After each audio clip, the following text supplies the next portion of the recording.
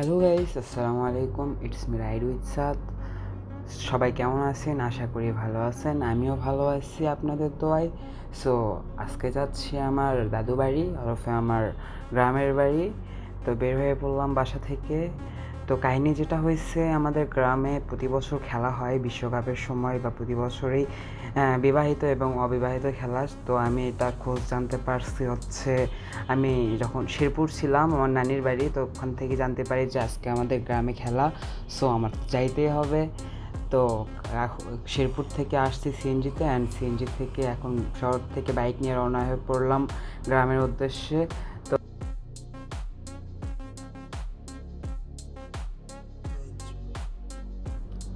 এই রোডটা একটু ভাঙ্গাচোরা। এই রোড স্কিপ করে আরেকটা রোডে যাওয়া যায়, বাট ওই রোডে বেশি সিএনজি চলাচল করে, সো যায় না। এই রোড ভাঙ্গাচোরা হওয়ায় একটু কাটায় কাটায় বাইক চালাচ্ছি।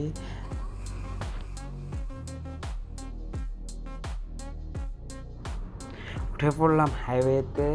সো এই হাইওয়ে খুব একটা বেশি দূর যাইতে হয় না, হাইওয়েতে অল্প একটু হাইওয়ে, তারপরে আমি গাবতলী রোড উঠে যাবো একটু পরেই।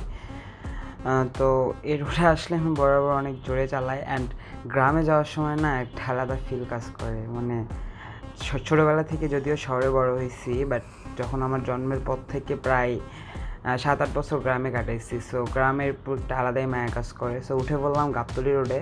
এই রোডটা অনেক সুন্দর। তো একটা ভাইকে দেখতে পারলাম, বাইকে প্রায় 5 থেকে 6 জন নিয়ে চালাচ্ছে, দেখি একটু হাসি পাইলো, তো সাবাস দিলাম। এই রোডে আমি একটু ক্রেজি রাইড করতেছিলাম। So guys, enjoy the ride.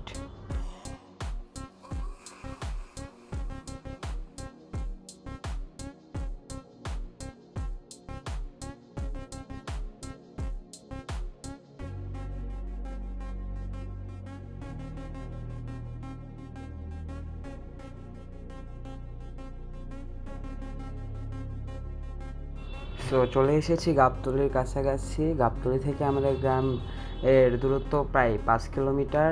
Gabtali উপজেলার ভিতরেই, গাবতলী আমাদের থানা।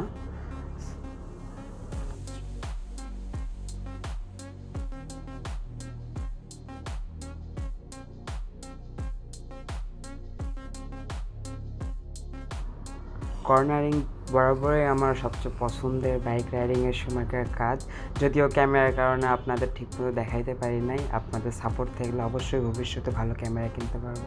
সো গাইস, চলে আসলাম আমার সবচেয়ে পছন্দের রোডে। এই রোডের থেকেই আমার বাইক চালানোর জার্নিটা শুরু। আমি যখন গ্রামে আসতাম, চাচাদের বাইক চালাইতাম এই রোডে অলওয়েজ।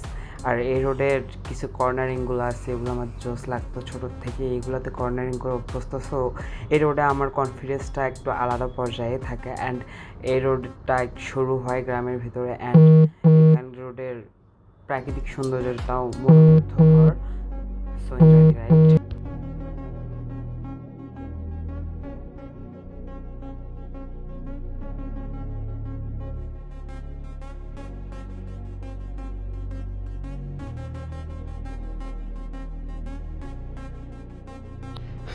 চলে এসেছি গাইস আমাদের গ্রামে। সামনে হচ্ছে আমাদের ব্রিজ।